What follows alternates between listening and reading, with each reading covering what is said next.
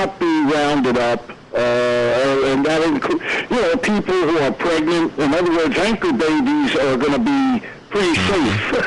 See, I have a list here. The ones that will not be deported or arrested. Serious physical or mental illness, we're safe. Those who are disabled, elderly, pregnant, or nursing, or demonstrate that they are primary caretakers of children. Well, that one, that's a bunch of you-know-what. I mean, you've got 8 kids over here, and you're taking care of them, so you're not going to be deported. I say let's put 9 on a bus and send them back. Well, it sounds like they're trying to be compassionate and understanding, but who's paying for those people? You're talking about people who are invalids. They're definitely not working. You're talking about people having anchor babies. And who's paying for all of this? The American people. Now this may sound like it's good news, and it sounds like the Obama administration is being compassionate, but they're not enforcing the law. They're not enforcing the law. And here's the point that everybody should jump on if you're against illegal aliens, all right? Pardon me. This guy, Morton, points out in a 4-page memo that the agency, ICE, only has the resources to remove less than 4% of undocumented people living in the United States of America. 4%. Yet, I just had a story where they sent $23 million over to Kenya to make sure everybody had an abortion, and Islamic law tribunals. They built this, the embassy overseas, $700 million. I think you and I covered that. So we don't have enough money, only enough money to get out 4% of the illegal aliens. But all this money that he's spending, isn't there something wrong with that? Oh, there is definitely. They've actually cut some of the staff from ICE, from the Immigration and Customs Enforcement. They've cut down the number of people through attrition. They are not serious. They are not serious about enforcing the law.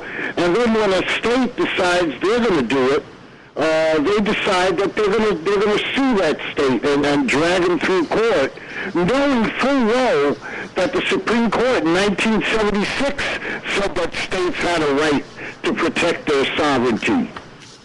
In fact, I'm not sure if this is the one here. No, it isn't. But in one of these two you wrote, the sanctuary cities. Bring that up. Oh, yeah, the sanctuary cities, there's no action being taken against them. They are in violation of the law because the law as it stands, the federal law we're talking about, as it stands, if local law enforcement arrest somebody and they discover that person is in the country illegally, they're supposed to notify ICE. ICE makes the determination whether they're going to go get that person or not. But they're supposed to. In fact, there was a case in New York City where the police commissioner of New York, Ray Kelly, complained that ICE didn't respond to his police officers when they called. Well, and then there's this other cases where ICE is just saying, well, it's up to us if we want to arrest anybody that you turn in. And that's the bottom line in Arizona, too. You can find out this guy's an illegal, then you hand him over to ICE, and then it will be up to the Obama administration whether they do anything about it from that point on, right? Well, John Morton said they would not accept any illegal aliens from Arizona. He's already said that. He's on record as saying that. The guy who's right under him, he's the deputy secretary at ICE. His name is, he's former police chief from Houston, Hurt.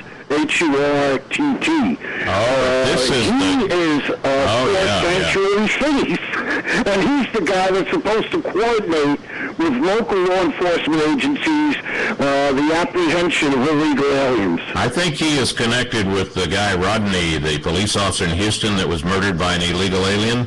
And Yeah, I think, right. partially hurts Rodney fault, wasn't it?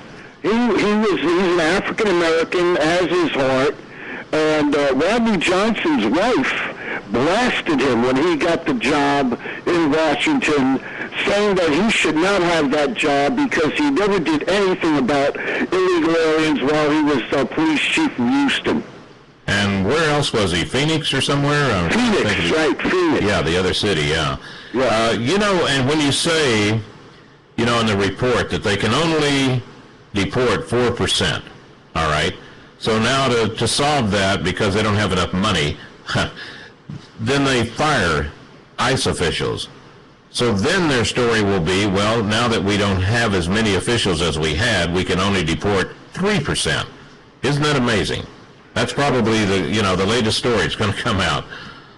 Well, they want to give these people amnesty. The Democrat Party looks at them as potential voters. I mean, whenever a Democrat passes a cemetery, they see potential voters. Mm-hmm. I wouldn't surprise me if after the illegals get their amnesty, then he can start working on the terrorists. They can try to get an amnesty because there are no terrorists. They want to let felons vote. I know that. Some of them already did. That came out about Minnesota, where you had felons gave the election to Al Franken, Stuart Smalley, the comedian. Yeah. Yes.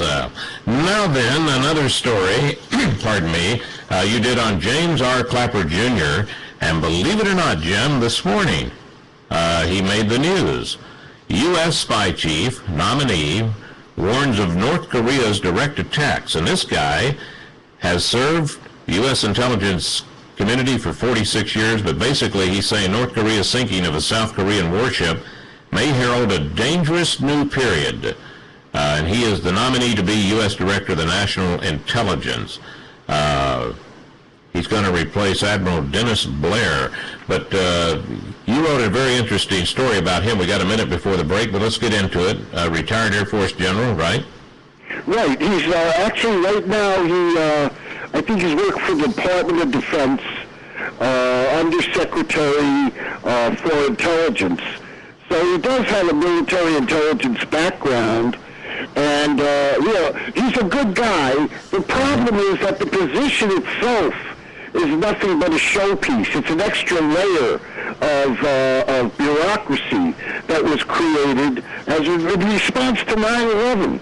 The problem is that the agencies don't communicate with one another, and just putting a guy at the top means that there's just one more person being left out of the loop. Now, we're getting ready to go to break, and when we come back, I've got to ask you, with the agencies not communicating with each other, supposedly they were going to fix that 10 years ago, and they haven't, but there's these spies that managed to sneak through. And what was that guy's name? Aldrich Ames is one that comes to mind. And we got the beautiful Russian spy. She snuck through somehow. I think my eyes would have been wide open if she was sneaking. Anyway, we'll be right back with Jim Kouri, Vice President, National Association Chiefs of Police, Examiner.com, NewsWithViews.com.